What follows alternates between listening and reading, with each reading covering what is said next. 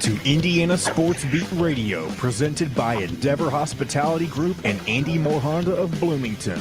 Looks over the middle, second guesses, fires, throws. Does he make the catch in the end zone? Yes! Touchdown! Oladipo to win it. Another one!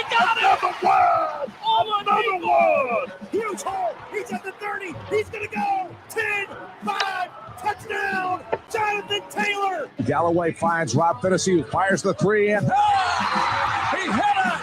Now, from the Golf Club at Eagle Point Studios, here's your host, Jim Coyle.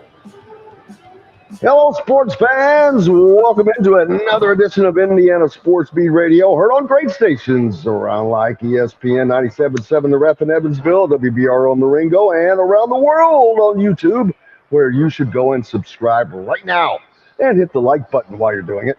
Hey, we're brought to you by our good friends at AndyMooreHonda.com, where you can always find the best deals on new and used vehicles. They are an IU Athletic sponsor, and Endeavor Hospitality and the Well Club, also an IU Athletic sponsor. Be sure to go to your Apple app or Google App Store and sign up today. Start earning wild rewards from great places like BB's Market right here, who has the best meats, in-house made products, and a full bakery. And let me tell you, I was in here last night to get some of my preparations to make my chili, which will be on display a little later. But I had to taste a few of the bakery items. Yes. That was a mistake. Oh, my God. The first one was a peanut butter pie. I just got a piece. I just took a piece of it home. But it was just like it's incredible. Second was a key lime pie. Oh, yep. The plan was to save that for another time. But then I'm like, well, I need to taste it. But you know what that led to.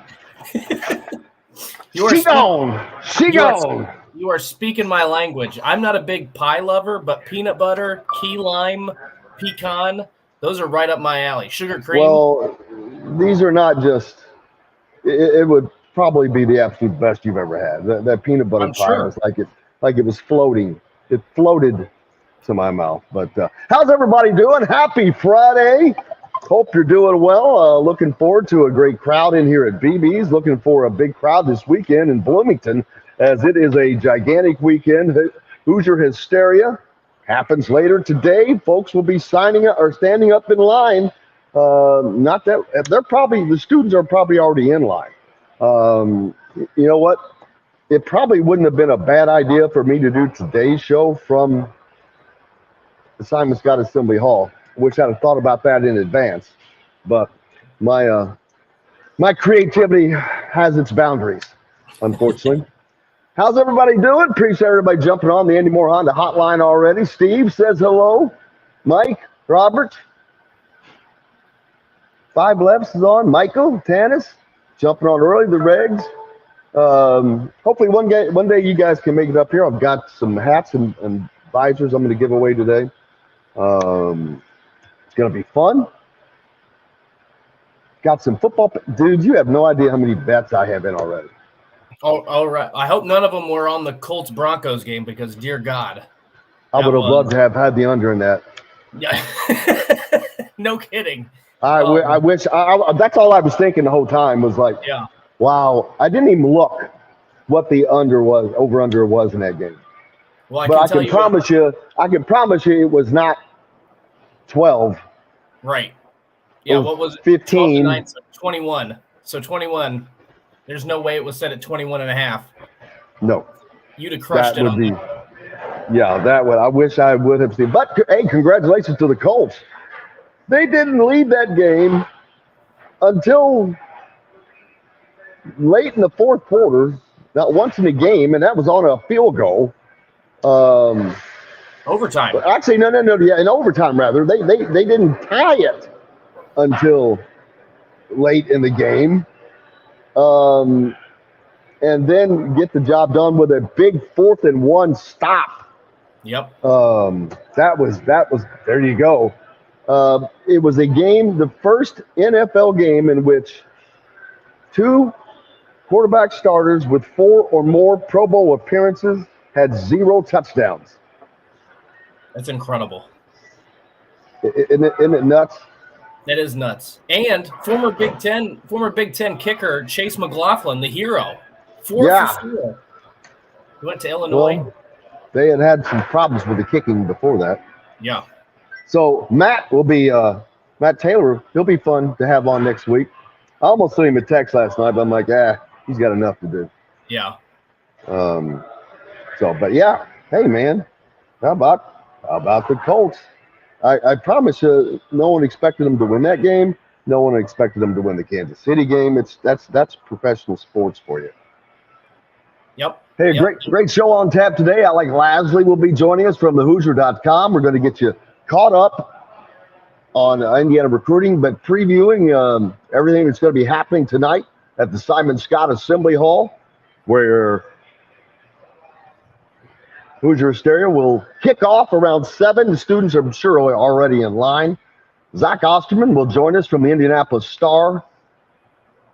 And then, of course, it's on. The Red Zone, baby. Minus Mitchell Page today. Who's Jeffrey the Greek golf? will be with us. He is. Yeah. We should just go ahead and just assume that anytime he's not on, he's playing in a tournament of some That's sort. what I was going to assume, but I did not want to throw that shade on him. But that's cool. Not a problem. But yeah, what a big weekend happening here in Bloomington. Right now, it's absolutely gorgeous out there. It's going to be a crisp, awesome fall day. I know a lot of people are traveling, planning on coming in. I know we've had a lot of people say they're planning on coming to BB's today. So we'll be looking for those to be coming in. And getting a opportunity to taste the winner of the chili cook-off contest, because Chef JD was unfortunately inundated with they have to take care of his big Fox TV deal, he has to cater, so he was not able to do it. He said, luckily for you, because I'd have mopped you on the floor, but I'm like, I don't know. Proof's in the pudding, baby. I'm going to enter mine. It's going to win. Hey, you take any victory you can get. Had my shot at Ali, and I walk out. I'm going to walk out with the crown. There you go. You need a cape. You need some sort of cape and a belt. Chili cook-off champion belt. You know what? We're going to do that. I'm going to have to do this again. I'm going to have to do this again. And I want my champion. I'm the reigning champion right now by default. Yeah. Undefeated, untied. So but I am going to have JD come out, and once we bring it out, and it's been basting since last night.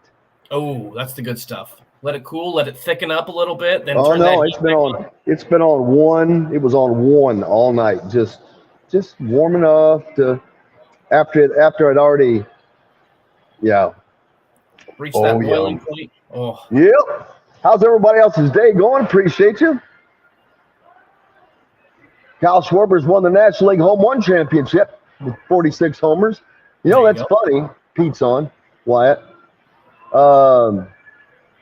I did not Scooby-Doo the key lime pie. Getting ready to leave to go hop in line. Oh, you could have stopped by here first, Wyatt. What's wrong with you, man? Pete's on. There's Tim letting us know about Schwarbs. No mention of Schwarber, and he was completely erased because of what's that guy's name? Aaron Judge. Yeah, that sounds familiar. Here comes the judge. But yeah, all the talk was about him. Let's see. Robert can't make it down today. He's got to get a windshield put in his old truck. Ooh, that ain't fun. It's always better to have a windshield. Hey, I had bugs out of your teeth. Yeah. Dwayne's heading up after work with the better half. Matt, wants some love to the Sheridan Blackhawks. Good luck tonight. There you go. They never used to need much luck when I was in school. Robert says, in modern drag racing parlance, it's drag your ass. Yeah, I missed that. I'm not sure on the meaning. I know what it means, but Tim's foot hurts. Too many field goals last night. Yeah. How about that? I bet Pat McAfee was in glorious heaven, although he was a punter, not a kicker. He likes to pretend that he relishes in those moments. Yep. And what he did on the Manning cast, which was kind of funny. I thought it was great. Yeah, he always does. I'm sure I'm not on Twitter right now, but I'm sure he was loving all the special teams, all the 3 and outs, so much punting. Man, that was bad football.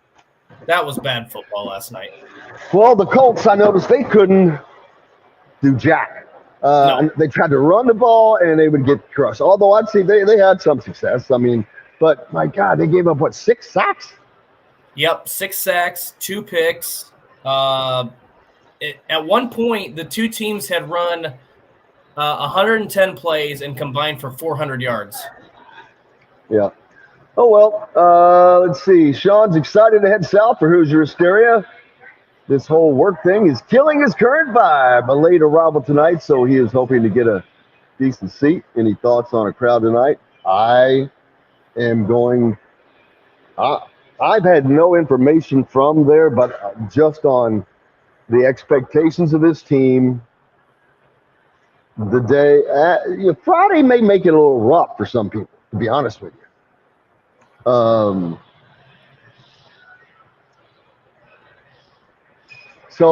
what it does, it gives people, a lot of people who don't have the normal opportunity to get into Assembly Hall to see a game or whatever, it gives those people a chance to do this. So you get a greater mix of people that live closer. But I'm expecting I'm not going to say it's sold out. You're not going to sell it out for that probably. But I would expect the lower bowl to be full. My guess. Pete says it's 39 and sunny. Bring your gloves and beanie next week. Oh my God! See, I thought of that this morning. I've got to go to Minneapolis next week. Oh, is Big Ten Media Days next week on the basketball side? Oh boy, good luck with that.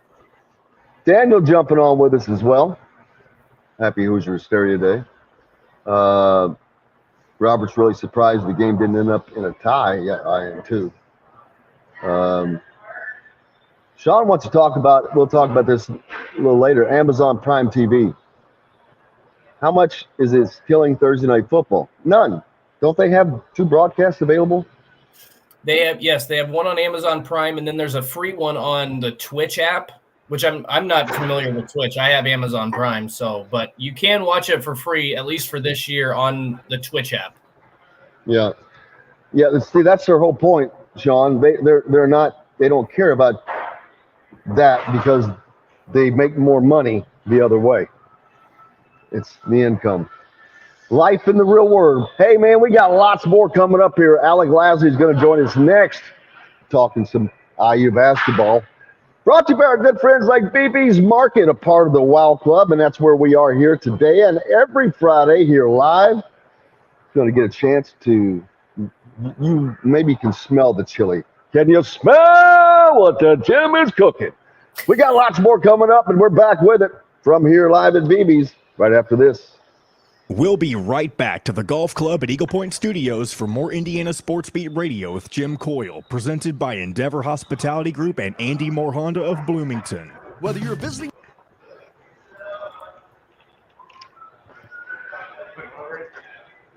Did I? Yeah. Oh, I didn't put no. Not right. I don't. Normally, I'm not right now. Well, it's just stomach's. I'm jumping around too much to do.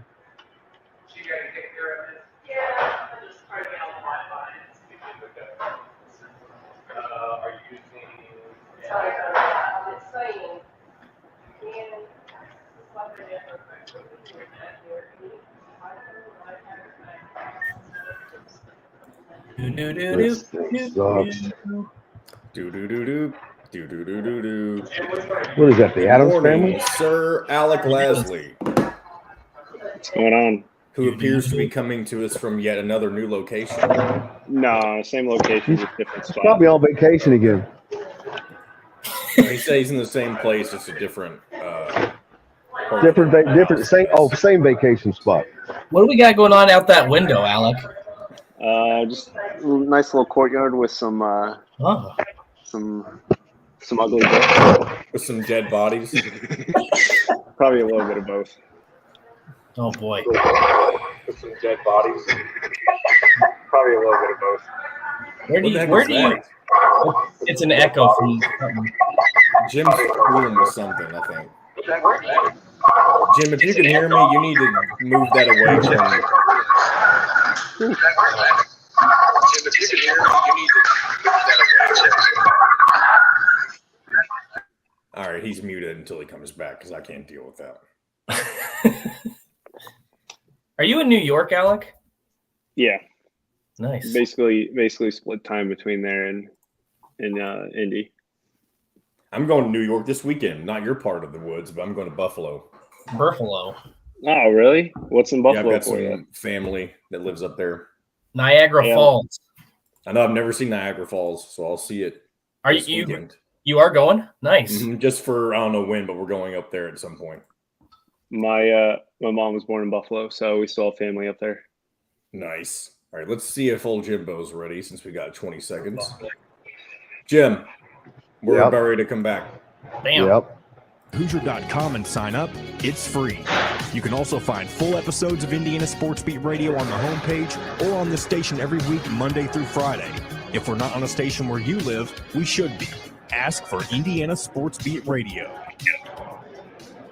This segment is brought to you by Southern Stone Restaurant. Now back to the Golf Club at Eagle Point Studios for more Indiana Sports Beat Radio with Jim Coyle, presented by Endeavor Hospitality Group and Andy Moore Honda of Bloomington. Welcome back to the Golf Club at Eagle Point Studios North, as we are coming to you live from BB's, as we are each and every Friday. BB's Market, located right here on South College, just north of Bloomington South High School. If you're in the area, feel free to stop by any Friday. We've always have an audience, and I'll buy you breakfast. So, And Jim is gone just like that. So we welcome in Alec Lasley from the Hoosier.com. Alec, how are you doing today? Good, Dustin. How you doing? I'm doing great. I'm kind of doing this on the fly. So tonight it'll probably still be better than when Jim's on here. So I think we'll be okay. yeah, I was just waiting for you to answer. I was done talking. Big doings tonight, man. We talked to Alec Lasley yesterday about there's a long list of guys that will be in for Hoosier Hysteria. How many of these guys are at the serious level of recruiting right now? I mean, I know that Trent Sisley is going to be there, but he's a 25 kid. I know he's very serious. It's a serious recruitment, but he's still 25 kid. Is there any in the 24 class that this is a serious push that they can make a push with? Yeah, the lone official visitor, Caleb Williams from the DC area. Everyone else on an official visit, he's the one. He got in last night, so he'll be here for an official visit. Obviously, that's a little bit more significant than just an unofficial visit. So when you look at him, he's kind of that guy out of that group that I don't want to say is the most, the furthest along in his recruitment because he's not, but obviously he's the most serious about kind of Indiana at this point when you look at some of those other 2024 kids. And then probably Raleigh Burgess, a guy who's already been on campus a few times from Ohio, class of 2024, big man as well, both 4 stars. So you look at those two guys, definitely the two most significant ones when you look at Indiana and their involvement from a recruiting perspective. Obviously, you have a couple big names in the 2025 class as well. The lone one missing out of that group is Jalen Harrelson, who's out in minicamp for Team USA basketball, so he would have been there. But all in all, you have 10, 11 guys who are going to be there. But when you look at the two significant ones, it's those two that I just listed. We'll quickly get to Arrington Page. That, I don't want to say that recruitment is cool, but it seems like it's pretty much past at this point. Indiana's comfortable looking at the transfer portal for the rest of the class of 2023, or get some sort of late addition in the spring, as they have the past couple classes. But I think they're going to be fine in the transfer portal. We've talked about this before. They have a lot of open minutes coming up, a lot of need for significant impact players. And from a recruiting perspective, when you look at a guy in the transfer portal, when you look at probably what Indiana is going to be able to do with the development of Race Thompson, obviously with what Trace Jackson Davis has been able to do under Mike Woodson, now going into year 2 here. Now you just get to, how much of a jump does Miller Kopp make? And obviously how much of a jump does Xavier Johnson make? And when you look at those 4 guys, I think all in all, any sort of player in the transfer portal is going to want to come to Indiana when you look at some of those key positions. Where do you think most likely Arrington Page is going to end up? It's going to come down to Cincinnati or Southern Cal. Isaiah Collier, his high school teammate, going to be making a decision here coming up in the next couple of weeks. They haven't come out and clearly stated that they want to play together, but it's been kind of whispered behind the scenes that could be a big potential there. The 2 schools that are recruiting him are USC and Cincinnati, when you look at the common theme there. But it looks like USC may be trending a little bit more for Isaiah Collier. So it'll be interesting to see what happens out of that group. But at the end of the day, Indiana is going to be just fine. But now they just need to obviously land a significant piece in the front court in the transfer portal with Arrington Page looking like that ship has sailed. Yeah, 2 things. If he were to end up at Cincinnati, wow, I talked about this yesterday. What a run they are making. Probably going to end up with Flory Badunga now that Mark Adams has been hired there. And they've had some other recruits go there. You've got Mike Roberts there, former IU coach, and Rob Fennessy is there. So a big Indiana connection there.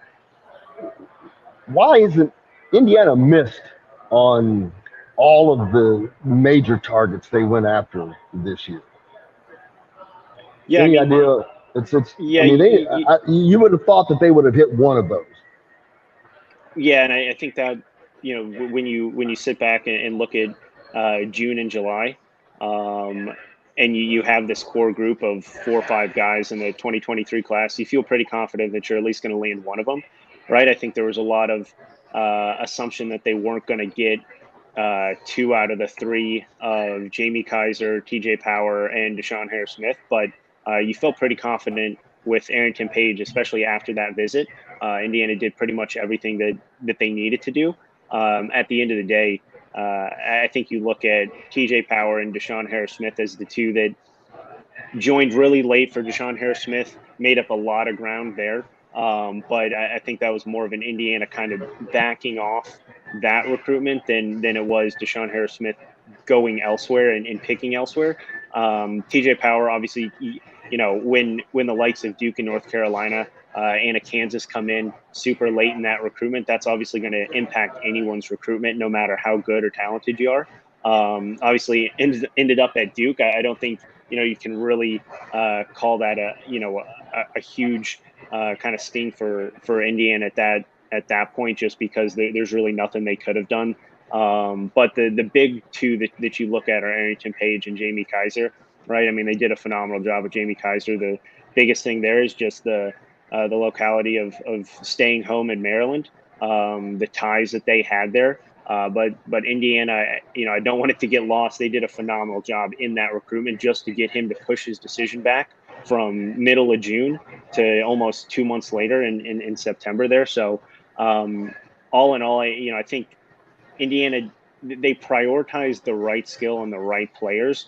They just got involved in a couple of them, I think, a little bit too late.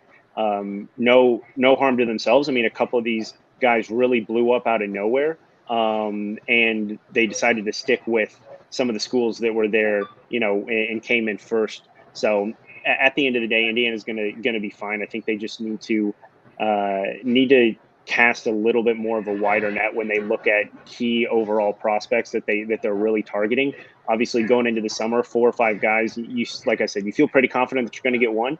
If you expand that to maybe 7, you're definitely going to get one. So at the end of the day, I think you definitely need to make sure you're having a plan B for some of these positions, which it looks like Indiana did not have, especially when it comes to Arrington Page in that front court position. So which is a little surprising, Dustin. Well, I was going to say, you just talked about how, Indiana has done a really good job with some of these recruits. And this is a staff that's still fairly new. I mean, do you think that this is more missing out on some of these bigger prospects? Number one, Jim has said this multiple times, the winning's not there quite yet. And once that happens, you'll start to see more guys. But do you think it's more of the circumstances with some of these guys? It's not really necessarily what Indiana's doing, but closer to home, other schools are offering, other big-time schools, I should say, are offering. I mean, is there anything that you think Indiana could do better during this recruitment, or is it just all circumstantial because of where the players lived, who was offering them, and those sort of circumstances? Yeah, I mean, whenever you go 0 for 4, 0 for 5, there's obviously some things that they can do better, right? I think you kind of look at the involvement of Mike Woodson earlier on in recruitments. That was a huge downfall in the previous staff's recruiting pitch, and I think Mike Woodson started off really hot in that aspect because he needed to, right? When he came in, he needed to kind of revamp this roster, and he needed to get kids quick, which he did. But I think that this past summer, not to say he waited too long, but I think he could be more hands-on in the earlier parts of a recruitment, because at the end of the day, as much as players like assistant coaches, and as much as that is the connection that may end up getting a kid to commit, there still needs to be a significant relationship with the head coach in order for not only kids but the parents to feel comfortable. And I think he does a phenomenal job with the parents. Every recruit's parents talk about that after key visits, kind of hitting the key notes with the parents or with the family members. But I think he needs to get maybe a little bit more involved earlier on in the earlier stages with some of these key guys. And then, of course, now this Hoosier Hysteria comes in, a big rush. You've got a big group of guys that you can get in, see this environment, especially guys some of these are younger guys that really get a taste of this. It's important, I think, that they see that, since, we said the winning's not there yet, only because it just takes a little more time. But the environment and all that goes with it, and the history, that carries a big weight. And being in this event probably does a lot for especially these guys that aren't from Indiana. Yeah, definitely. And especially this year with the list that they have, and having 2 commitments who are going to be there as well, and Ja'Kai Newton and Gabe Cupps, to not only kind of help recruit, but just kind of help get the message across of what Indiana is trying to do and what Mike Woodson is trying to do at Indiana. Is definitely significant, right? I mean, obviously Gabe Cupps from the Midwest, not a huge ask to have him get out there. He's been to Indiana numerous times, even for weeknight games since he committed. But to get Ja'Kai Newton up on campus, which he hasn't been since his official visit right before he committed, I think that's significant as well. To kind of get that family atmosphere, which Mike Woodson's trying to bring back to Indiana, which they've lacked for so long now, it is definitely a key step in the right direction. Also, just bringing in numerous guys, right? Numerous high-profile guys in the 2024-2025 class is something that you want to do. We've talked about the Trent Sicilies, the Jalen Harrelsons, right? The key in-state prospects in the future classes. But they're also bringing in some other guys in the Midwest who have played with each other before, who are familiar with each other, and are just setting up a very family-like, familiar kind of aspect to this event, which has not been there. And then we talked about modernizing it again. which is, I think, key for the players. Maybe not key for the fans who are going to be in the seats, but it's key for the 10 recruits who are going to be there, the players who are going to be there. And then, you rope in the pro day, which Indiana has this afternoon as well. And that's another significant step. Yeah, another very significant step forward, which, I think all 30 teams or NBA teams were invited to attend. I think you're going to get pretty close to that number through talking to a few people.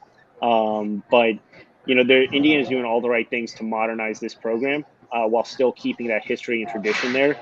Because let's be honest and say what it is. A lot of these kids don't know a successful Indiana basketball program, if not every single one of them. So in order to get them on campus, they need to hit all the right buttons of modernizing what this history and this tradition is all about. And then when they get them on campus, you kind of wow them with, just how significant, this Indiana program has been for college basketball. But the only way to do that is make it appealing to actually get kids on campus.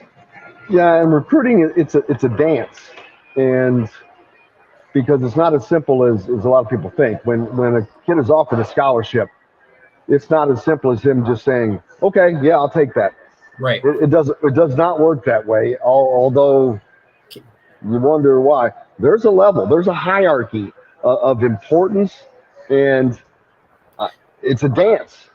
And I think Woody is still getting his steps in that dance because it's like he sets his eyes on one partner and then kind of gets jilted. But when you do that, you kind of jilt the other people. And that's where I think it's a little bit of the opposite, right? He has too many feet in too many different areas, and I think he needs to focus a little bit more on a couple of guys. Not to say that would have won, all of these recruitments, but like I said, I think he needs to maybe, if he likes some of these guys earlier on, show them earlier on in their recruitments that he's all in, which he has been learning from and which he has been doing with this 2025 class when you look at Jalen Harrelson and Trent Sicily. So I think down the road, right, it's gonna pay dividends. The 2023 class, it was not to say it was too late to get involved with a lot of these guys because he did have a full recruiting cycle and a full year, but he spent a lot of that just trying to build his roster for last year. So now you look at 2024, 2025, that's when he can really start to develop these relationships earlier on. And you look at the 2024 class, and I'm pretty sure Indiana's been one of the most active programs in sending out offers in the class of 2024 and 2025 up to this point. Not to say that's a good or bad thing, just a much different recruiting style than what Indiana has done. They're going to have ample amounts of targets. Now they just really need to hone in on the key, 6 or 7 that they really, really want, which they have been doing a much better job of in future classes than they probably did in the 2023 class. And this might, like 5 years ago, this would not have even been a question or something we even thought about. But it makes me wonder, is there, I don't know the emphasis is the right word because they're trying to go after these recruits and get them for those specific classes. But I also wonder if you're casting a wider net, is there a thought that, you know what, we might not get this kid in the 2024 class, but if he ever enters the transfer portal, we want to make an impression on as many players as possible, just because that's how much the game has changed. I mean, I don't want to say that that's a focus point, but is that a thought that would cross anybody's mind that we need to make an impression on as many players as possible because they might leave Kansas, they might leave Duke after 1 year, and we need to make a good impression so that if they do hit the transfer portal, they do, are looking for another option. Indiana's, it's still in the back of their mind. Yeah, that's a good point. Absolutely. And you also do it for future relationships, right? So if you're maybe interested, but not super interested in a kid in let's say a 2024 class, but right behind him on the same AAU program or on the same high school team, there's a 2025 kid who, you're going to be, both feet in. You want to make sure that you build that relationship with the coaches, with the people around the program earlier on, and at least show that, hey, even if you know that we're not super interested in this kid, we're at least going to, come to the open gyms. We're going to do X, Y, and Z, and at least, give him a little bit of love. At the same time, we both know that we're going for the kid behind him or the kid in the next class or anything like that. So at the end of the day, recruiting and recruitments are all about relationships. That's 99% of the time kind of what wins out. And the only way to do that is, be a consistent face to that prospect, but also to the coaches and to the family members. And that does mean more than just, phone calls and text messages. That does mean showing up. And I think that's what, this staff has done a good job at. I think Mike Woodson needs to do a better job of it. But I think he's starting to realize that. And that's why with these future classes, he's done a much better job, at least up to this point. You look down the offers list for 2023 and 2024. 20 offers out in the 23 class, went out for the 23 class. They already have 2 committed, and they're probably going to hit the transfer portal, like Alec said. In the 24 class, they have 24 offers out. I don't know how you can do the things that we've been talking about. You've been talking about having better relationships, closer, tighter relationships, when it's kind of willy-nilly. It's like you're handing them out like gift cards.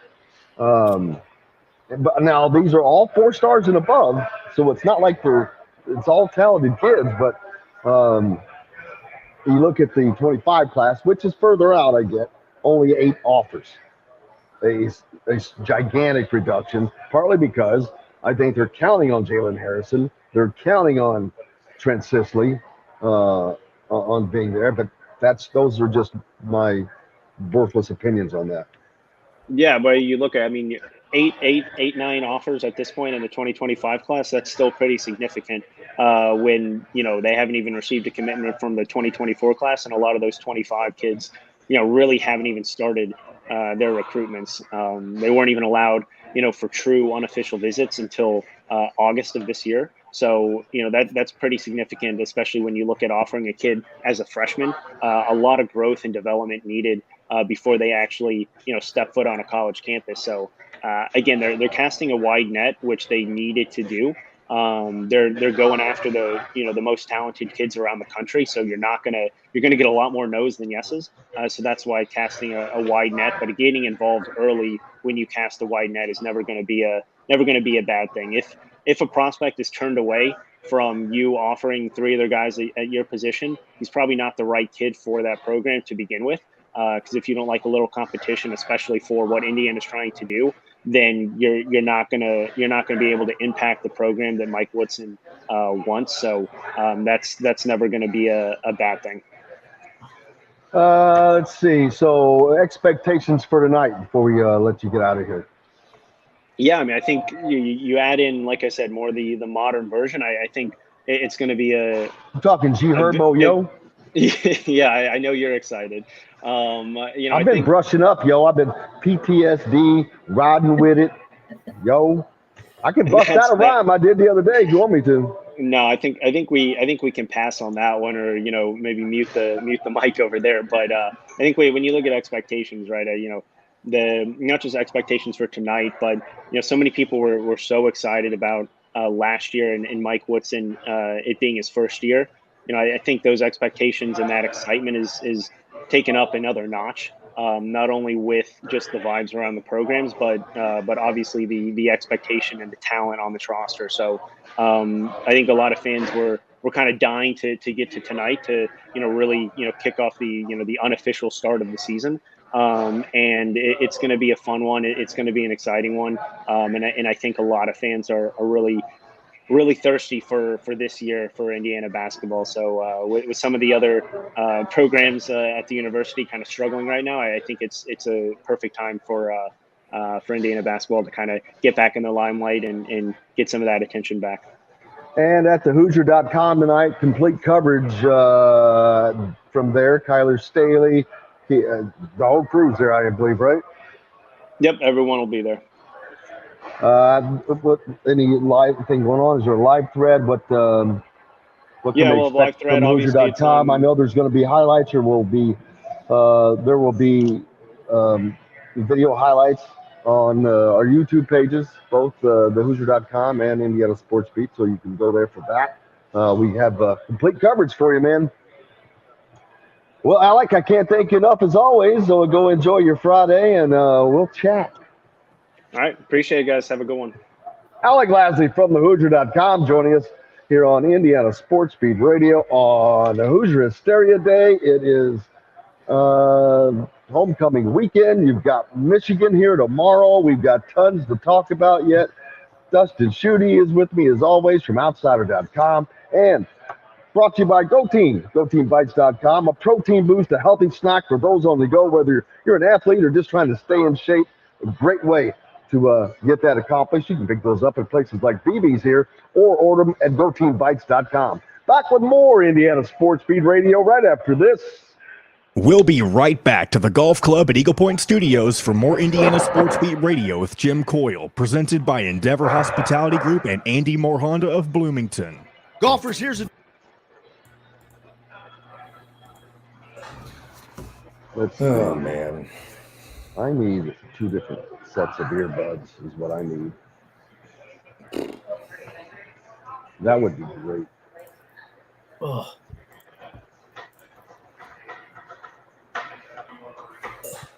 That's what I will do. If it is up to you, I'll get off of that.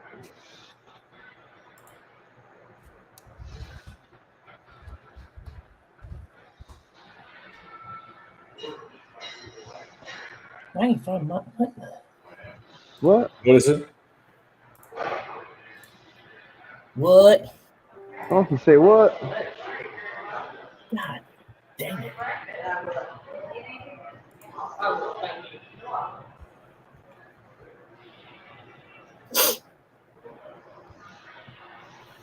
Yeah, Brett, I've heard the same thing. Huh? But I'm looking at this comment saying the Canadian side of Niagara Falls is better than the American side. I've heard that too. I've never been. Don't enter. Well, I was going to say, don't put that one in yet, but I removed it. It's fine. Excuse me. I can hear it. This will be a short segment coming up, by the way. This is in case. I got the phone open now, just in case we. I'm surprised there's not more people here today, because a bunch of people said they were coming by. But if they do, I'm going to turn my laptop around so they can use that to hear it. Okay.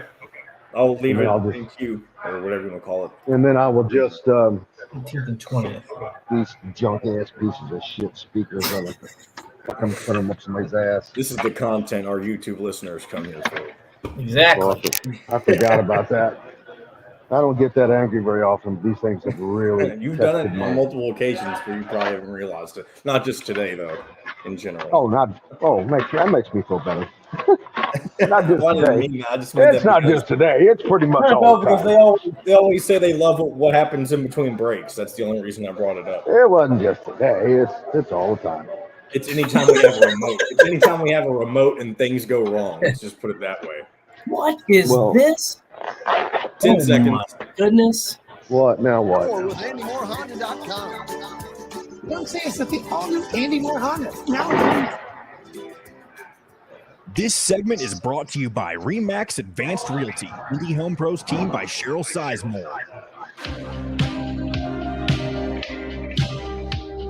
Now back to the golf club at Eagle Point Studios for more Indiana Sports Beat Radio with Jim Coyle, presented by Endeavor Hospitality Group and Andy Moore Honda of Bloomington. Welcome back, Indiana Sports Beat Radio, coming to you from the golf club at Eagle Point Studios Annex. As each Friday, we're here at BB's Market, part of the Wow Club, located here on South College in Bloomington, down near Bloomington South High School, next to McDonald's and the Starbucks there. You seem to be getting really enthralled in something there, Dustin. What was that? Well, I was in between breaks. I checked things out, and I just found a cabin that looked really nice. potential vacation spot at some point in like a year, maybe. I like to plan that thing out. So, Can I ask you, why are you looking up vacation spots in the middle of the show? Are we that boring? no, this is why I do that in the break. Looking up vacation spots in the breaks. You hear what I'm, for the folks that they hear what I'm going through in the breaks, and Dustin's just casually looking up vacation spots. I'm sitting there struggling, trying to get something fixed, and good Lord. How's everybody doing? Beautiful people. It is a beautiful day. It's a beautiful weekend. I'm happy to be here. I'm happy to, oh boy, bust that chili out. There we that go. Itchy finger. Did you break up the holster? Little John Wayne. What? John Wayne? No, I can't. I can't. Not John Wayne. Come on. John the Duke. No. I mean, a chili analogy there.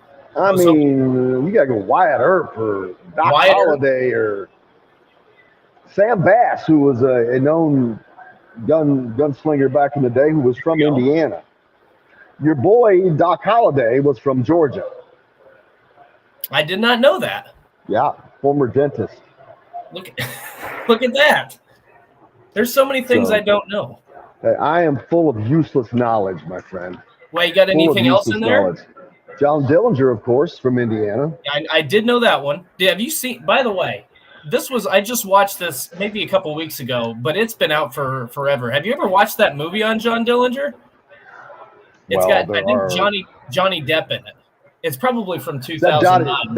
That's Johnny Dangerously, isn't it? No. Isn't it? Is it a real play on it, or is it kind of a? I'm pretty sure it's a real play on it. Yeah. I don't believe I have then. That was good. I don't believe I have. Yeah, that was yesterday. We talked about that. Draymond Green. Yeah, exactly. Robert, thank you. Not only are you doing it in the middle of the show, it's about a year out. How pressing can it be? I gotta say, it's not pressing, but you're over there messing around. I just got to be in La La Land. It's Friday. Work stuff. It is work stuff. Work stuff. I'm playing for a week. Just as an FYI, seven parlays I think I have this week. Oh yes. Let's get into it. But it's only a total of $225. So don't go crazy. That's the payout? No. God, no. That's all I've invested. Oh, okay. That's the total amount I invested in all 7 of those bets. Now, one of these is going to require some precision scoring by Indiana and Michigan. Okay. I need that game over-under to be at 58. Okay. I made the mistake of making, well, I think it was 59 the last I checked. I will, I can tell you real quickly. The reason, let's see, where is that Indiana game?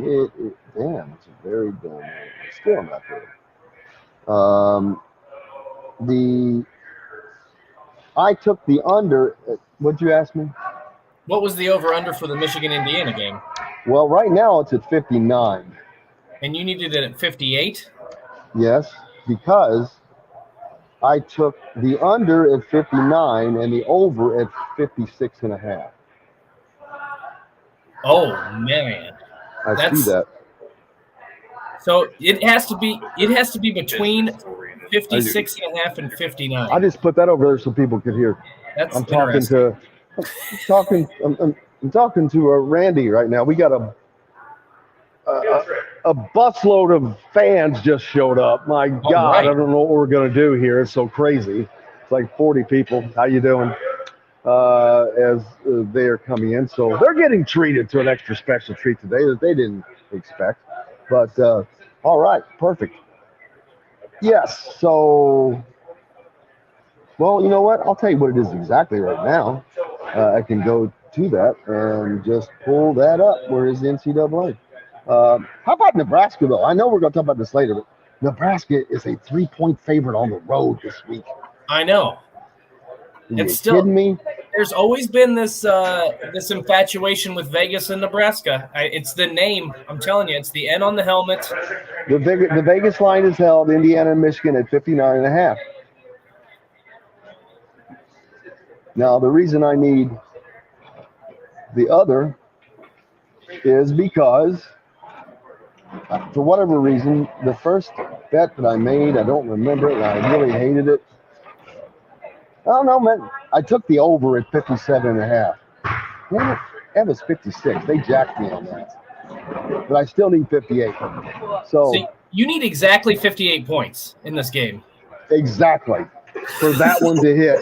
And then that can win two different parlays. They should give you like $10 million if you absolutely. If you hit exactly 58 points on that. All right, I'll tell you the first one is the 3-leg. I need them to be at 58. Right. I mean, they can be over 58 to win this one, but I'd rather they were 58 because that kills the other one. So let's say they're at 58. I took the Gators -10 over Missouri at home. Okay. I'm like, and then I took the total points. Oh my God. This is the dumbest. This might be the dumbest one that I've made year to date. The over in the Nebraska game at 50. Ooh. But they scored 31 against Indiana. Ooh. I mean, I think you can count on 20 points from Northwestern in this game. No, it's not like Nebraska's got some kind of great defense. That's true. Rutgers, by the way, not Northwestern. Rutgers. I mean, I'm just figuring 25 points apiece is all I need. And Nebraska has shown that. Yeah. Man, I don't it's know. It's got to be close. Yeah, it does. You know what? It's a. Now that's the one that I'm mad at. I should have just bet $25. I bet 50. That was dumb. And then here's another dumb bet. Should have just been 25. I bet 50. This is where I took the under in the Indiana-Michigan game at 59. Okay. So I needed at 58. But I really like this one. I've got Miami at home against North Carolina -4. You like the Canes? It's not about liking them. It's hoping. Okay. And I've already won the under from Monday Night Football. There you go. Beautiful. That's a part of that. They're offering me a cash out. They're already offering me a cash out of $69, by the way. Nice. Then I did something cool this week too, and I'll talk about this later. I did an ACC, a Big 10, a Big 12 conference league. Get Virginia. Oh, this is a different one. No, this is a wide open. I took Virginia on the money line. This is the one I really want. I took Kansas on the money line, and I took Maryland and gave up the 3 points. Okay. I really like that one. I like Maryland and the points on this one too, but that's gonna be a really good football game. The other one I took, I got TCU. Took TCU over Kansas in this one, gave up the points. I took Texas and gave up the 7, and I took Kansas State and gave up 2. That one I'm not feeling great about. $25 bet. We'll see how it turns out. Kind of covering my butt. Then I went big on a four leg. We'll talk about these again later. Like I said, I took Kentucky. They're only a 6.5 or a 6-point favorite over South Carolina at home. Well, I don't understand that. Yeah, that's a good question. Yeah. Well, Kentucky tends to play up or down to its competition level. That's been a problem. This SEC one's got me afraid. I took Ole Miss -17 at Vandy. Oh, no. Okay. That's a good one. I like that one. I took Florida. I said Missouri at Florida -11 in this one. And I took Arkansas and 9.5 at Mississippi State. I don't know if I like Arkansas. I don't know if I like that one as much. All right. Well, here's my ACC one. Miami minus. I got them at -3.5 there. North Carolina State -3 against Florida State, and I took the Duke Blue Devils -3.5 at Georgia Tech. Yeah, that's a good. I like Georgia. I like Duke, and I like the I like NC State. I like those two. And then my mini Big Ten one was I took Northwestern +6 against Wisconsin. That it was only at +6. Yeah, unfortunately. Ooh. I got Nebraska in this one -3, and I got Maryland in at -3. Yeah, we'll see. We'll talk about it more later. Clean him up. Zach Osterman coming up to join us. Then we've got the Red Zone with Jeffrey the Greek. Looking forward to it. Coming to you from BB's Market here in Bloomington. Brought to you by our good friends at, if you're in the Indianapolis area, Cheryl Sizemore from Remax Realty is who you need. Her 2 decades of experience could be the difference between you getting the home you want or not. Or if you're in southern Indiana, Louisville, Floyd, Clark, Harrison, Scott counties, Barbara Pop Real Estate Services has served that community for 3 decades, and no one knows it better than Barbara Pop Real Estate Services. Reach out to her, Barbara at barbarapop.com, or Matt Lincoln, Matt at barbarapop.com. Back with more and Zach Osterman after this. We'll be right back to the Golf Club at Eagle Point Studios for more Indiana Sports Beat Radio with Jim Coyle, presented by Endeavor Hospitality Group and Andy Moore Honda of Bloomington. Andy Moore.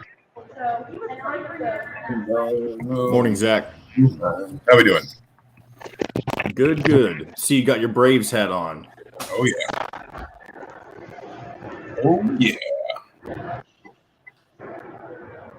The NL East is over.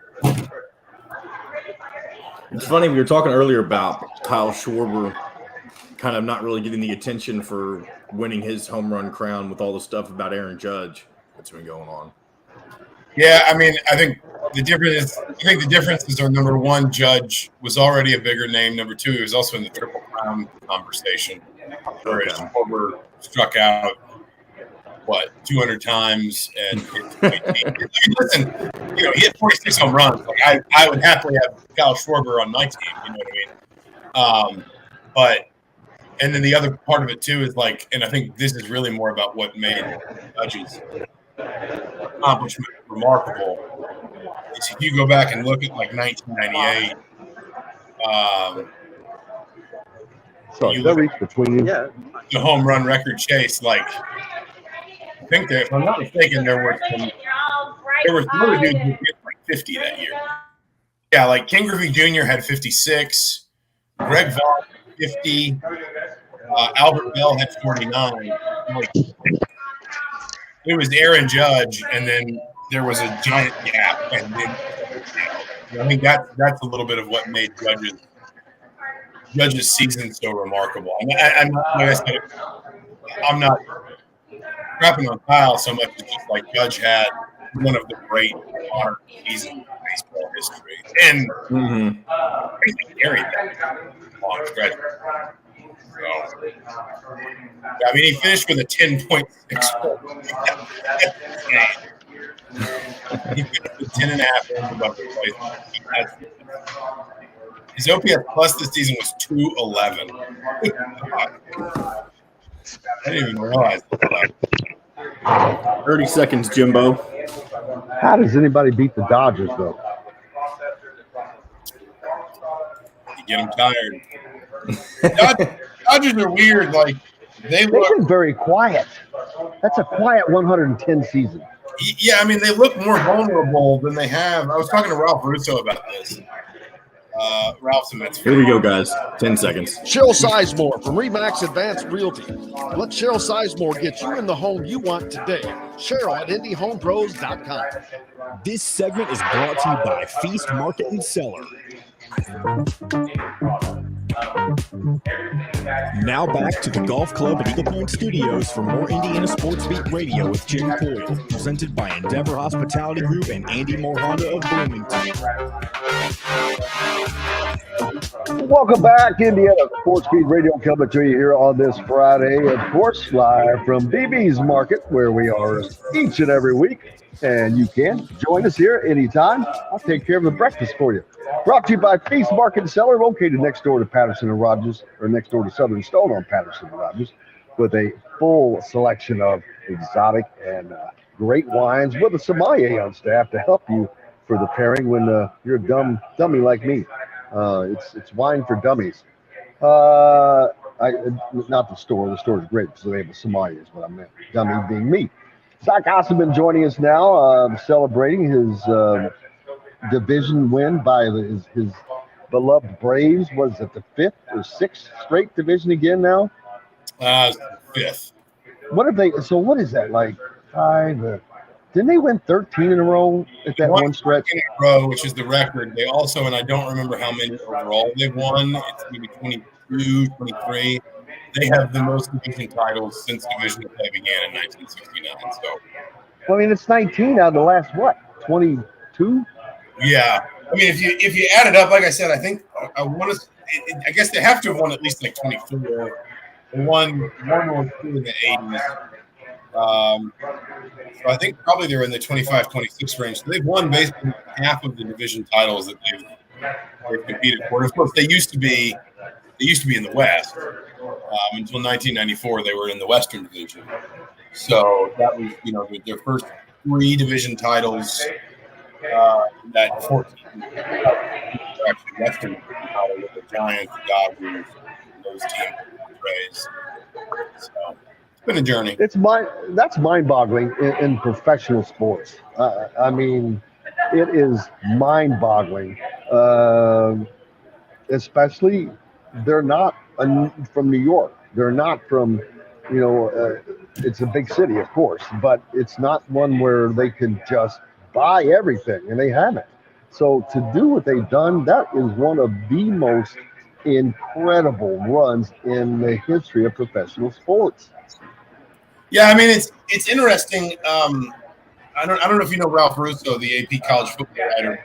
He and I were having a conversation at Big Ten Media Day last year when the Braves were kind of struggling and scuffling and just beginning to take things around and win the World Series. And the Mets led the East for a lot of last season as well, just not at the level that they did this year. And he was just like, the Braves are just so frustratingly competent all the time. And it's funny because when when you follow a team and you're 5 feet away from it, all you see are the flaws. And you're 1,000 feet away from every other team, all you see are the strengths. But I think the Braves really have kind of like, I would argue basically that, if we're talking about what are the most prestigious, the most respected, the most sort of like franchises in baseball that have like the Cardinal way, the Yankee way, the Braves are closer to that than anybody else in the Eastern Conference. Just how consistently they've been able to develop it.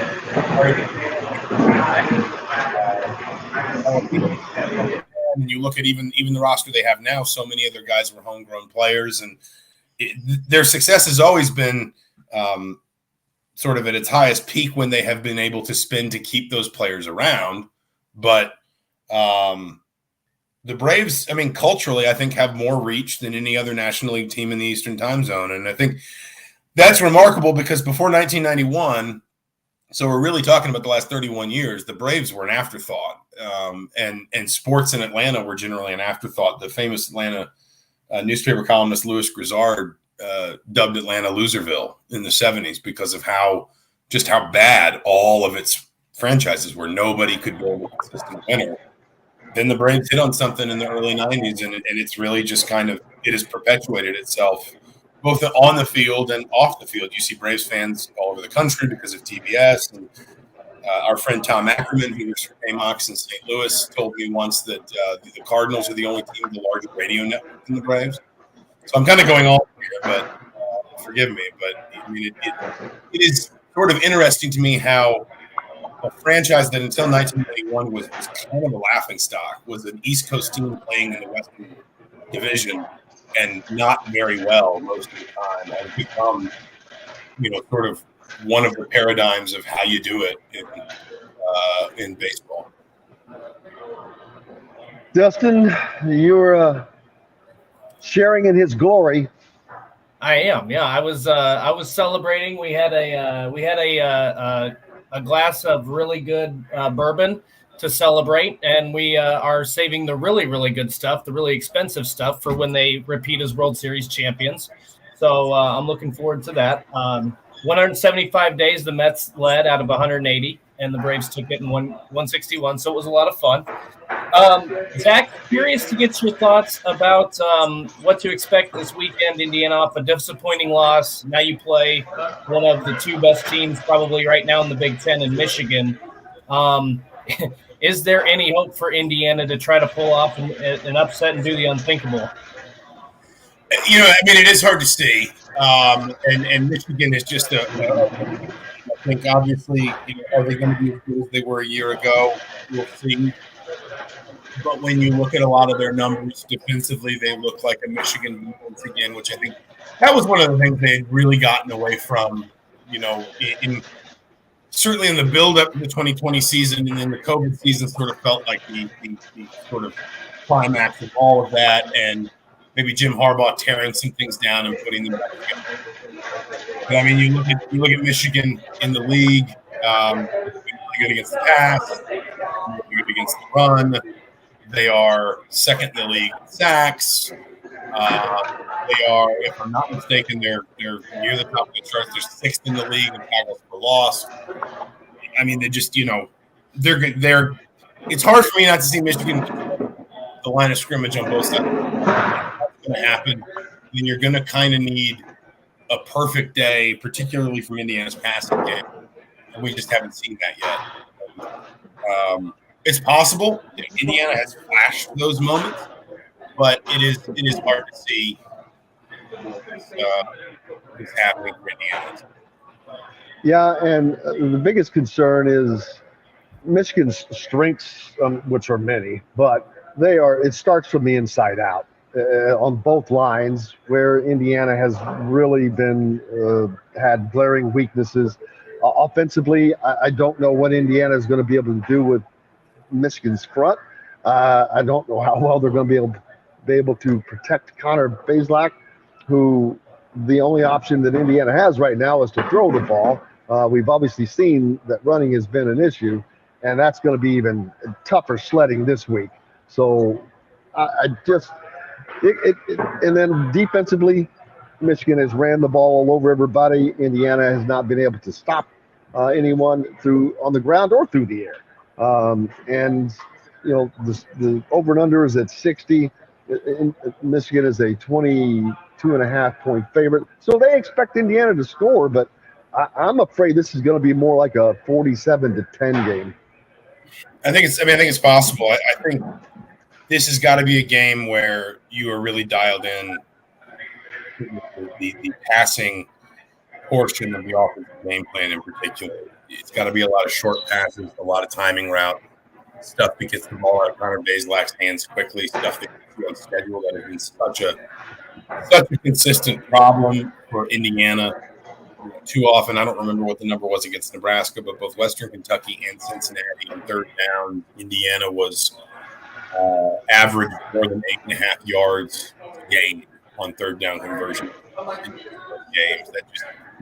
That can't fly in the Big Ten, and it certainly can't fly against a team that is going to be able to pass the way Michigan can. If you're Indiana, you've got to find that consistency in the pass game. The flip side is, Michigan. It is, if there's maybe one silver lining, Michigan is generally a team that runs the ball for success. If you look at it, they are 12th in the Big Ten in plays of 10-plus yards through the air, as opposed to second in the Big Ten in plays of 10-plus yards on the ground. And if you look at rushing defense, Indiana's not been great, but put it this way: Indiana's 12th in the conference in rushing defense, but that's only. basically that it's essentially just that we're still here sort of shaking out the non-conference portions of people's schedules.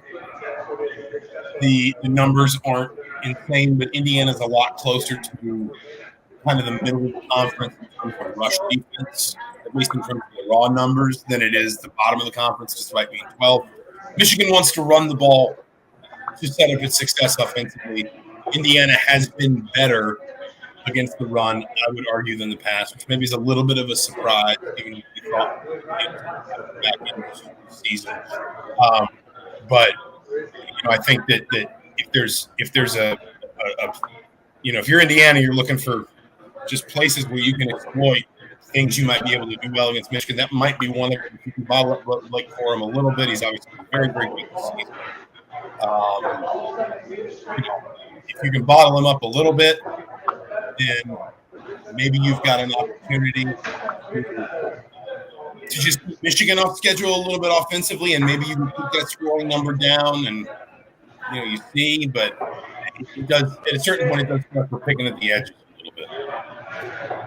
And then on the offensive side, one of the things that stood out was Indiana in that game won 15 possessions, 10 times. They were faced with 2nd and 10 or longer. I mean, just picking up 2 to 4 yards on first down to give yourself a little bit more manageable, potentially third down situations, I think is going to be huge in this game if Indiana wants to just hang around.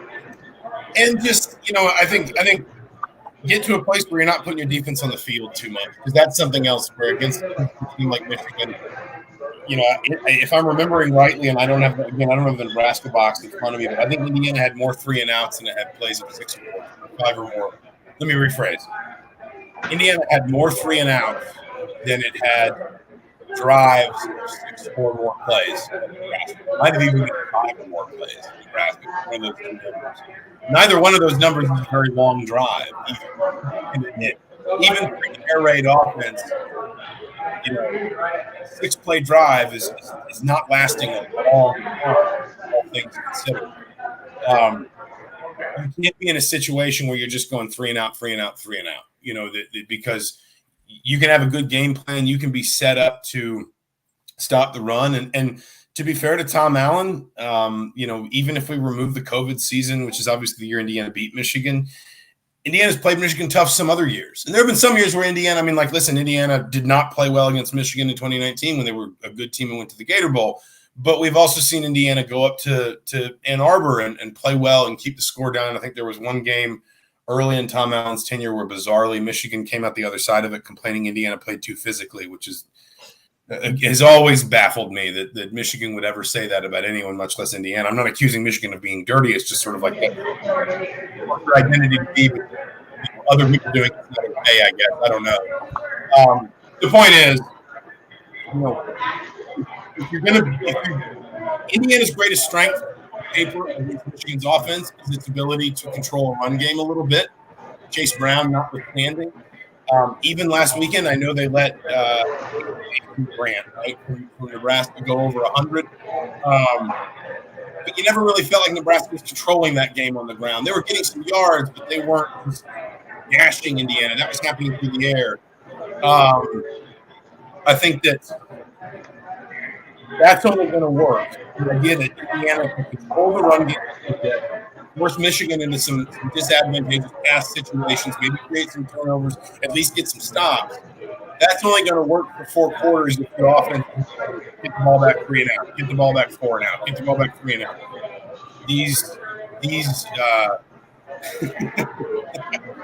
That comment. They're killing me. Usually they're killing me. These drives have to last for Indiana. The start has to be good, and these drives have to last. Even if they don't always result in points or always result in touchdowns, if you're going to win against Michigan defensively, you got to be prepared for a physical game and a physical fight. That can't get skewed or I guess what's the way to say this? You're going to lose that fight if your defense gets too worn down. And so that offense has to move the ball better. Switching gears, Hoosier Hysteria and Pro Day actually today. What time does Pro Day happen? Is that like 1 or something? It sounds right. We're not invited, so I don't. Yeah, I was answering someone. Yeah, we are not invited. That is for the players and the pros only. I made my case, but I was told no. I thought, I would have thought we could have just observed, but oh well, it is what it is. But yeah, looking forward to Hoosier Hysteria tonight as Indiana basketball practice has gotten underway, and then tonight the fans, some of which I'm sure are already in line to get in at Simon Scott Assembly Hall, which is always a very exciting way to start the basketball season, a very exciting way. And actually, it's probably very fortuitous that this game is this weekend, because then you'll get something to, in case the game goes bad tomorrow, you have something fun tonight to offset that. But not expecting a lot tonight, Zach, other than a little pomp and circumstance, but several key visitors in for Indiana that we've talked about with Alec, Lasley and whatnot. But they've got some visitors in that they are trying to impress, because while recruiting is not going badly, they've missed out on quite a few guys this year that I think that they were really counting on hitting one of them. Yeah, and that's what this has become. There was a time where Midnight Madness was a fan event, and it's not that it's not a fan event, but this is built around recruiting. That's the purpose here. This is, in effect, and I don't say this in a bad way. In effect, this is a pep rally. And it's important to remember when you see the players, whatever they do in the 3-point shooting contest or the dunk contest or the scrimmage, remember that they've done pro day today. They've probably done some practice stuff, because on days with these events, unless I'm completely mistaken, and I'm confident I'm not, if the coaches are going to be there for Hoosier Hysteria, you have to count that as a practice day, because they are on the floor with the players doing basketball activity. So if you're going to count it as a practice day, you're going to do other stuff. You're going to do stuff that's more meaningful, that is more, that is more productive, no offense to Hoosier Hysteria, than what you're going to do, than what you're going to do for that tonight. So guys are going to be tired. Any guy who's held out, maybe it's an injury. It's also just, a long day of practice. He's tired. They don't want to risk an injury or anything like that. This is built around recruiting, and it's certainly built around fans too, and just the idea of creating energy around the program. Recruiting is the primary purpose of these events now. There's a reason why they move around, because you want to see which weekend is best to get the most guys on campus. And there's nothing wrong with that. That's what this is for. But that's important to remember that's the energy. And obviously, the concert, there's some stuff that definitely plays with students, and that's part of it too. But it's a pep rally, and there's nothing wrong with pep rallies. Everybody. Well, we'll certainly get a chance to do that tonight, Zach, and I'll see you out there, sir. I have a good one. Look forward to it. Absolutely. Thanks for having me. Absolutely. Thank you. As always, Zach Osterman from the Indy Star. Make sure you give him a follow and subscribe. Keep local papers alive. I am a subscriber, so you should be as well. We've got lots more coming up here at Indiana Sports Beat Radio, brought to you by our good friends from Metalworks Brewing Company, located down off of the square, caddy corner from Cabello in the old Function Brewing Company. You can also find those served at all of the Wow Club networks soon. Looking forward to that. We're coming to you live from BB's, and we're back with the Red Zone as Jeffrey the Greek is in the green room, baby. We're back, and maybe my chili will make an appearance. We'll see you in a minute. We'll be right back to the Golf Club at Eagle Point Studios for more Indiana Sports Beat Radio with Jim Coyle, presented by Endeavor Hospitality Group and Andy Moore Honda of Bloomington. Hey, this is... What's up, Jim? Morning, JTG. How we doing? We're doing. Yeah, baby. He rolling. What is he fooling around with that phone again? Yeah, it's kind of chopping up a little bit. All right, we're gonna mute him for a second. There we go. It's especially loud at BB's today. Yeah, it's in a bus of like 40 people came in earlier. It looks like junior hires too. They probably can hear this. I don't know. Yeah, no, I'm trying to watch what I say. Just start yelling the F word and see if we catch attention. It's like in The Office whenever he said, every piece of paper here will have the F word on it. The F word. Oh, dear Lord. Hey, Dustin, will you go ahead and reset yourself since we're in the commercial with your connection? Yep. Thank you, sir.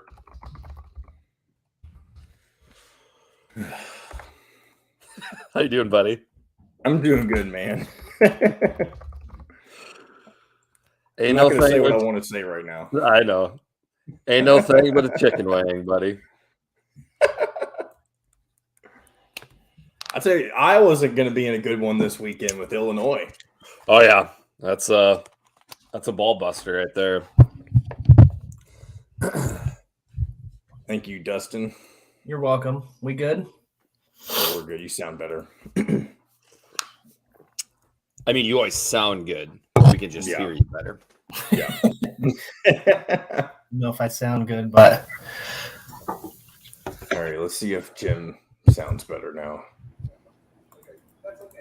yep. 45 seconds, Jimbo, if you can hear me.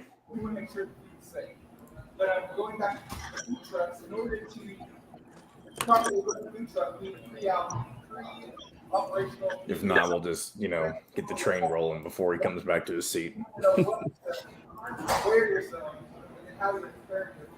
I'll go ahead and bring us back in. $99. That's right. Just $299 covers your green fees for the next 2 years at Eagle Point. It includes tee times starting as early as up to 10 a.m. with 1 week in advance tee time bookings. You just cover your card fees. Now, there is a limited number of memberships available, so go to eaglepoint.com right now and get yours today.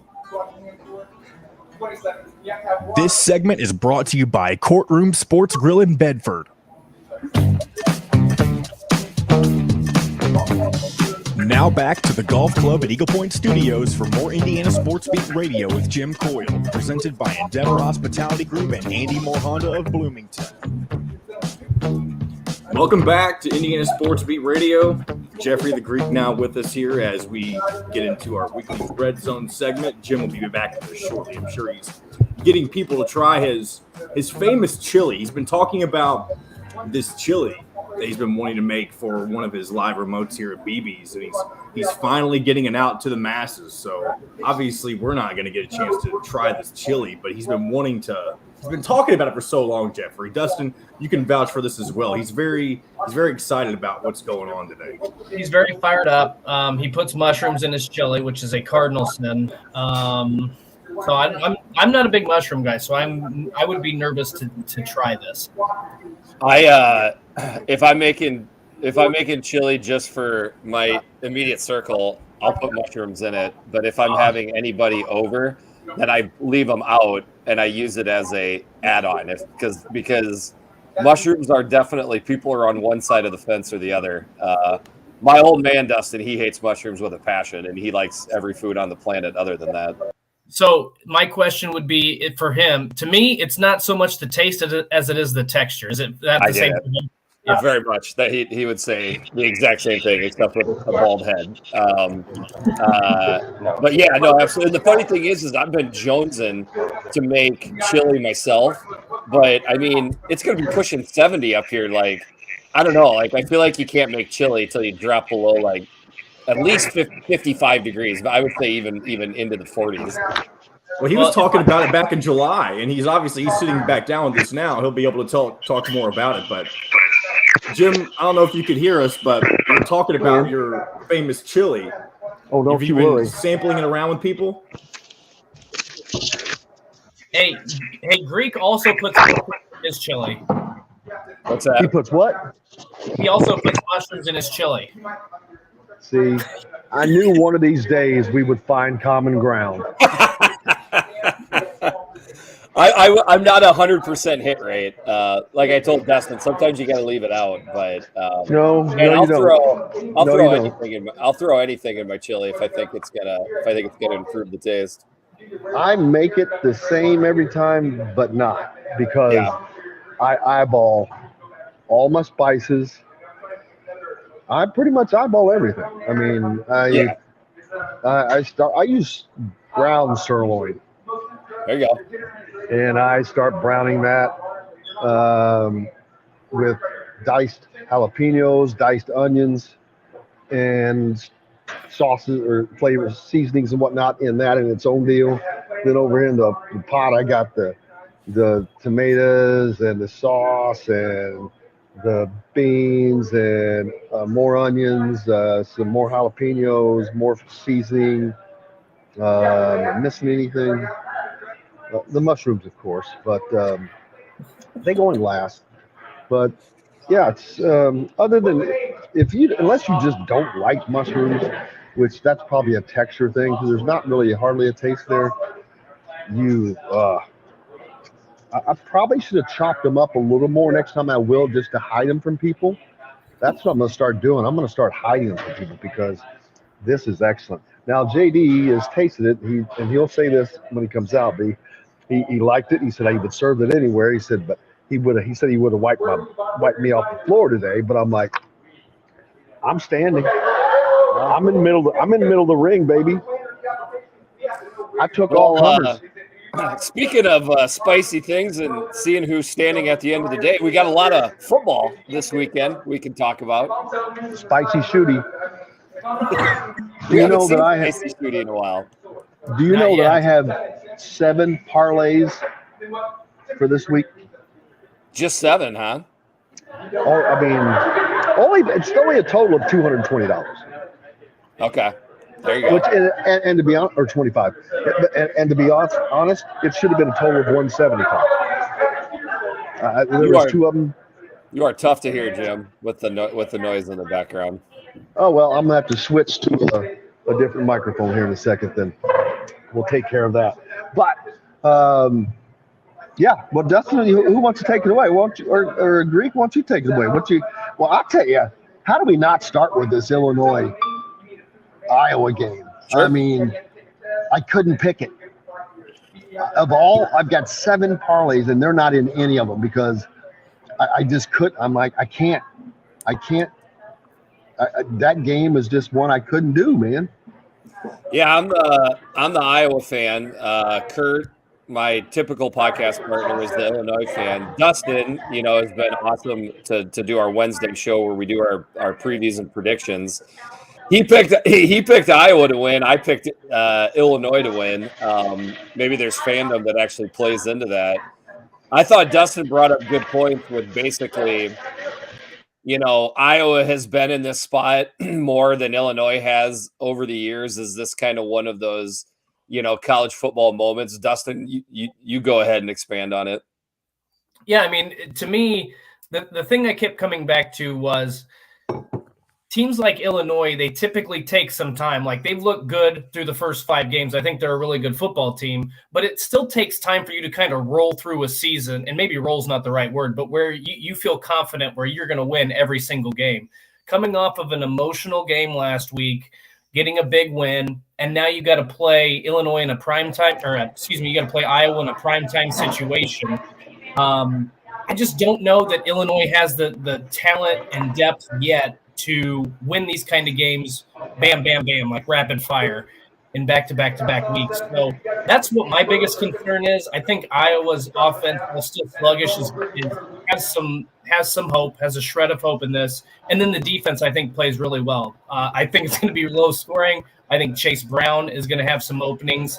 It's just going to be such a fun defensive matchup. But I think there are some big plays to be had for both teams in this one. It's just incredibly intriguing. I just don't think Illinois is ready to win a bunch of games back-to-back against big-time opponents, and that's why I was hesitant to pick the Illini in this one.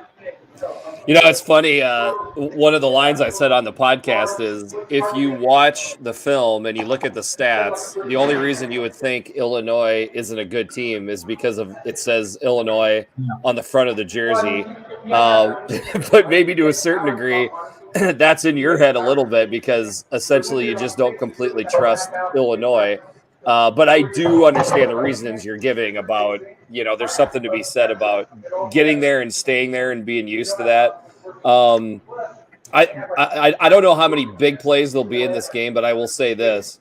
The big plays will be big plays. There will only be 2 or 3 plays that decide this football contest because you know what I mean? Like, it's just field position will be a premium, which will mean special teams is huge for both teams. That's where Iowa's got a definite edge.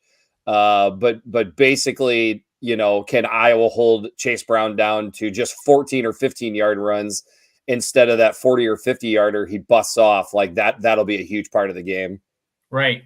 Well, and I go back to when I don't know if Illinois being on the front of the jersey, but so much as look at what happened when Jeff Brom took over Purdue. They would win a big game against Ohio State. They'd fall flat against Michigan State. Look at what happened to Minnesota when they started to get the ball rolling a little bit there. They had trouble being consistent. I just think it takes time for a program that's been towards the bottom to take some time to get that consistency. I still think, like I said, I think Illinois could win 8 games, maybe get to 9 in a bowl game, get to that 9-win total. I just think it's really hard when you're playing Big Ten level competition week in, week out to sustain that when you're still in that growing process. I still think they're a step away.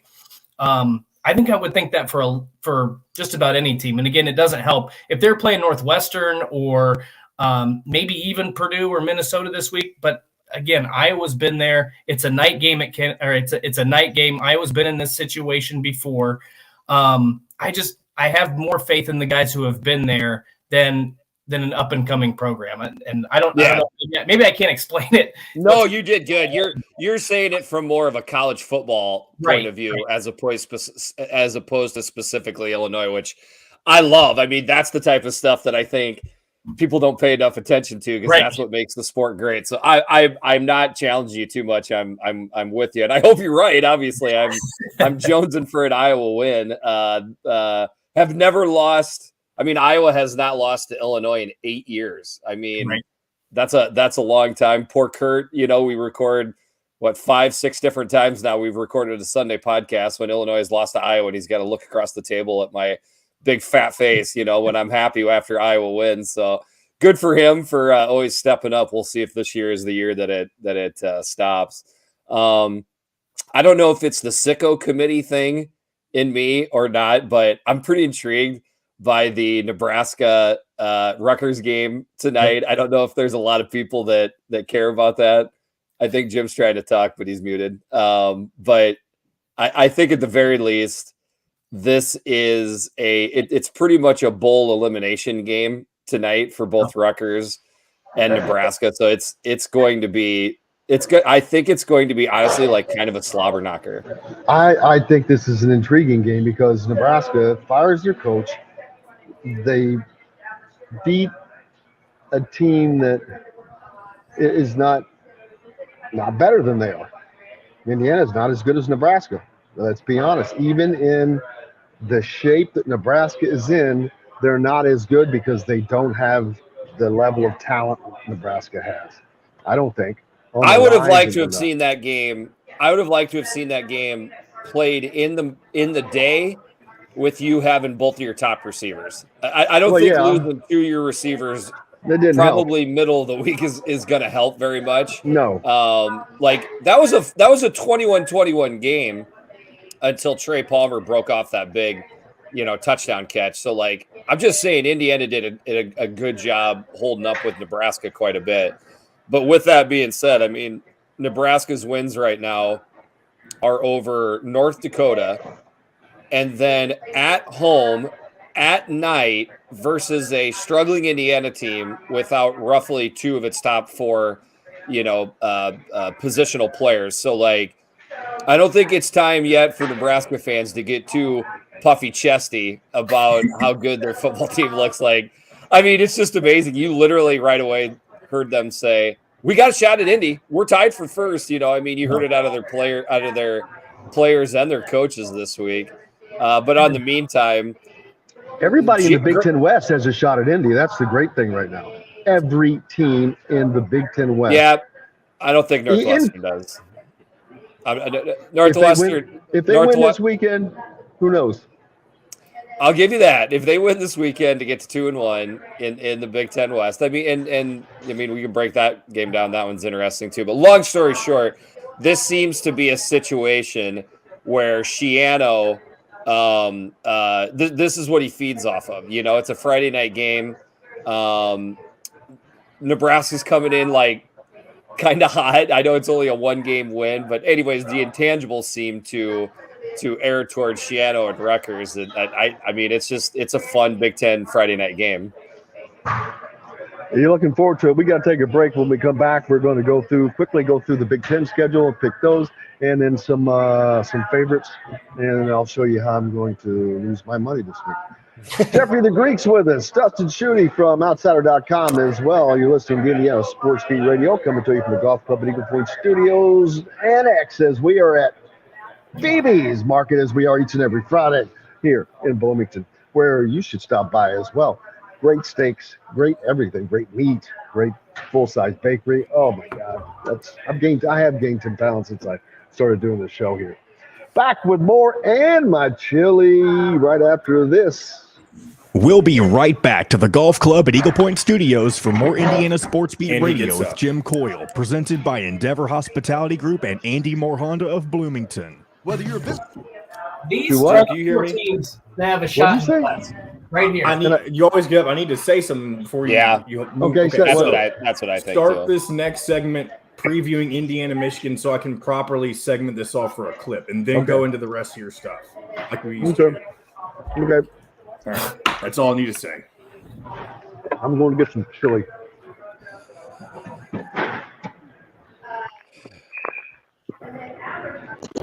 Like, I don't even know. Did we even preview? Like last week, I know we go over all the games, but did we even talk about Indiana, Nebraska last week? I don't even think we did. Yeah, we did. A little bit. I can never tell if you guys have talked about it so much.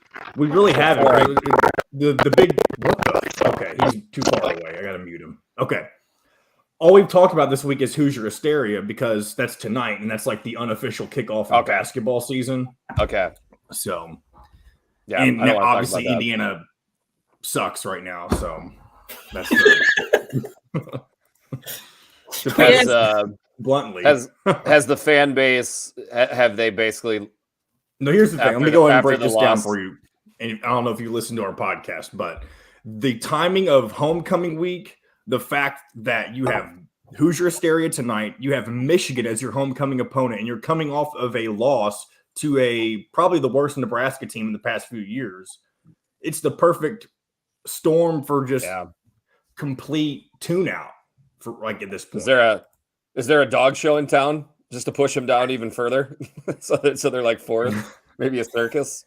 Like one thing we told Dustin, you put this on your Instagram story, which I thought was hilarious. I'm glad you clipped that and put it on there. But I told Greek about this before we recorded. But I said, what's going to be the ratio for Indiana to Michigan fans? And Mitchell was like, it's a horrible photo op for the athletic department. Yeah, because of the blue. It'll be. We need to invite a red team into town. Yeah, he said that all those pictures in the building are from the Ohio State game because it's full and it's the same color. You can't tell the difference. And what was funny was on John's panoramic behind him. He's like, it's the Ohio State game. Yeah, they've lost. They were losing 10-6 in the picture too, which makes it even more funny. They're not even winning. Yeah, at least take the picture when it's double zeros. What the heck? What are you thinking? That's hilarious. All right, yeah, I mean, we've already broke down one game. I mean, there's only 2. We've already broke down 2 games, so there's only 5 more to go. 4 more to go. So we Ask can get for Indiana Sports Beat Radio. This segment is brought to you by Bubba's 33 in Clarksville. Pizza, burgers, beer. Now back to the Golf Club at Eagle Point Studios for more Indiana Sports Beat Radio with Jim Coyle, presented by Endeavor Hospitality Group and Andy Moore Honda of Bloomington. Welcome back, Indiana Sports Beat Radio. Jim Coyle, once again, he'll be back shortly. But we got Jeffrey the Greek and Dustin Schutte with us. Let's go ahead and jump into this Indiana-Michigan homecoming game. Obviously, you guys had your preview on the Eyes on Big podcast. Excuse me. We have This Week in Indiana football podcast already came out earlier this week, but let's just go ahead and combine all these takes. So, Jeffrey, what are your kind of initial thoughts after everything that's transpired with Indiana in these last couple of weeks? How do you see this game going down? You know, I really feel like the offensive coordinator is doing good work over there. And I've probably already said it on this this show. I know I've said it on the pod. I'm really kind of stealing off of Jerry DiNardo. So like they're doing all they can to get what they can out of the offense. The offensive line is on the struggle bus. I think that's pretty fair to say. And the defense, it looked a little bit better last week. I mean, they did a pretty good job shutting down Nebraska's rushing attack on the road. And you got to think that Tom Allen is going to relentlessly push at the defense to see improvements, because that's a reflection right on him. So all of that stuff, I think there's some positives there, but tough scene, like Michigan coming into town. I do think I could see a potential kind of sluggish start with the early kickoff, but at some point I feel like Michigan just has so many weapons. And I think you're going to need a near perfect game from Bazelak in order to keep Indiana in the game. And he's impressed me. I feel like I like Bazelak more than a lot of Indiana fans, maybe. But there's just so much pressure on him to be just like basically flawless tomorrow. I just spilled chili all over myself. As Jim comes back spilling his chili, the biggest issue with Bazelak, I think there's two things. Part of it's his issue, and part of it is the offensive line. Obviously, for some reason, Tom Allen made the comment earlier this week that he thinks the offensive line looks better. I mean, I guess it can't get any worse, so I don't really know what he sees there.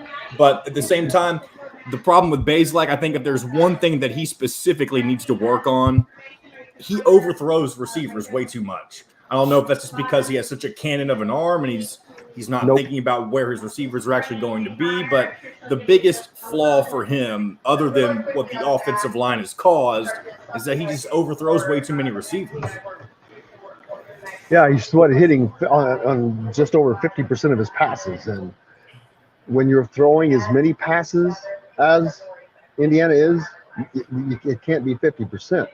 Now, if they were at 60%, they'd be having some success with as much as they throw the ball. But again, part of the reason they throw the ball that much is because they simply cannot run the ball. And when you're going up against a team like Michigan, who is going to have a superior offensive line, a superior defensive line, it's almost game over right there. I mean, what in the world is Indiana going to do with that? Is the biggest Michigan's offensive line is ridiculous. It's elite. It might be the best O-line in the country. The front seven's okay. It's good. Don't get me wrong, but it's not fantastic. So maybe there's enough there where Indiana can move the ball a little bit. And Dustin, I screwed up my prediction. I have Michigan covering in that game with you. I had two different sheets and I screwed up when I transferred it over. So I've actually got Michigan 45, Indiana 17 in this game. So I've got a Michigan cover. So I was actually agreeing with you in my brain on the pod, but the words coming out of my mouth were wrong. So anyways, my bad. Gotcha. Yeah. All right, so final prediction. We got to get to a final prediction so we can get through these games. Final prediction on Indiana and Michigan. Yeah, 45-17 for me. On my end, go ahead. No, go ahead. I was going to say mine was 53-10 in favor of Michigan. I had 47-10. Wow. There we go. Okay. But part of that is because, Greek, you missed it earlier. I need Michigan to score 58 points. Exactly 58 points. I have them in two different parlays in which I got them at under 58 and over 58. Well, there was a guy on Twitter on one and the over in another. Okay. There was a guy on Twitter last night that right before that NFL game started, he tweeted out, "Is everybody going to enjoy this 12-9 football game?" And that's exactly what the score was. So he got Twitter famous last night. So any idea what the over-under on that game was? It was well under 21. I can tell you that much. I was lamenting. I'm like, oh my God, I wish I would have jumped on that. Okay, so Nebraska at Rutgers. Nebraska is -3. Yeah. I'm going. I'm going to go with Rutgers, man. I think they win by, I don't know, 33-27. Okay. I don't have that many points. I think both defenses are going to play pretty well. I think Nebraska's offense is going to be kind of sluggish on a short week Friday night. So I got Nebraska 23, Rutgers 21. So that's a Rutgers cover, but you could switch the teams and keep the score, and I would feel just as good about it. Purdue at Maryland. Dustin, when you get yours. I was going to say I had to bring up my Google Doc here. I had Rutgers 27, Nebraska 23. So we're not on the Nebraska hype train yet. Now here's another intriguing game. Purdue at Maryland. Purdue went on the road last week and beat the team that I thought was the best in the West. They are a 3-point underdog on the road at Maryland. I still don't think that. I think Maryland and Tagliabue is going to take care of business. Or whatever. Yep, I can see it. This probably is the most intriguing game on the docket. Love that we start the day with this game at noon your time on Saturday. I mean, like Dustin and I were talking about. I feel like every possibility is on the table where either team could win in a blowout or either team could win in a close game. I tend to believe the least favorite one would be that Purdue would get blown out. Why? Because I think Purdue definitely has the better defense in this game. Help me out with the cornerback, Dustin. Ivy or who's the really good cornerback for Purdue? I can't think of his name right now. Aiden O'Connell? No, cornerback on defense. There's Corey Trice. Thank you. Trice he's playing at an all Big Ten level right now. So I don't know. Like I've gone back and forth with this one, but like if I really break it down on a brass tacks way, I just think they both have good offenses, but Purdue has a good defense. So I'm going to go Purdue 28, Maryland 27, but I can't wait to see how it goes. Absolutely. Then we move on to Wisconsin. Another interesting game, to be honest with you. Wisconsin, Northwestern. Wisconsin is a 10.5-point favorite. I don't know that they get that done. I think Northwestern rears up and stays close enough to get inside that spread. I'm taking Northwestern. Yeah, I took Northwestern and the points on this because I think I just think there's too many question marks about Wisconsin. They've looked sloppy. How are you going to respond to a new coach? It could be really good. I mean, Wisconsin could come out of the gates firing and run away with this. I just don't think that's going to be the case. So I think Wisconsin still wins, but I think that I think Northwestern keeps it close. And I had Wisconsin 24, Northwestern 17, so a 7-point game. Well inside that 10-point spread. Yeah, I mean, you guys are bringing up great. You guys are bringing up great points. Chappie, he's a great college football follow on Twitter, Northwestern fan. He's very proud to point out that I think Northwestern has won 5 of the last 6 versus Wisconsin at home on Ryan Field. Yeah, it's remember when you were talking about the sleepy Ryan Field, you know, like I think you kind of had that effect, and that's going back 12, 13 years. That's a lot of good Wisconsin teams that came into Ryan Field and walked out with an L. But man, this is a bad Northwestern team. And maybe I'm not romanticizing this game enough, and I think maybe you guys are, which could be the correct thing, which is all of the things that are out there. But Northwestern is just so bad defensively stopping the run. And I know Wisconsin looked bad last week, but that was Illinois. Right. I think you're going to get an angry, embarrassed Wisconsin team that is going to shove Braylon Allen down Northwestern's throat. So I've got Wisconsin 27, Northwestern 13.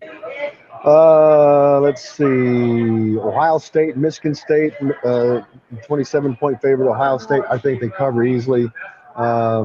Michigan State is not what I thought that they were, and Ohio State needs to keep getting better and putting more points on the board.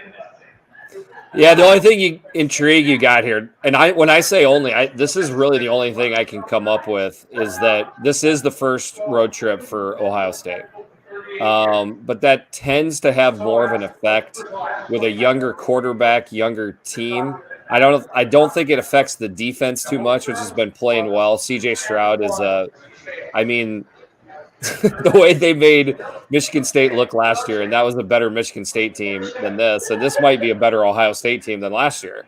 So it's just hard for me to see what the angles are for Michigan State. They're not even getting at the quarterback and forcing turnovers. Like maybe that's something you can hang a hat on. But I've already got this bet in. This was my Amador lock of the week. I've got Ohio State 49, Michigan State 14.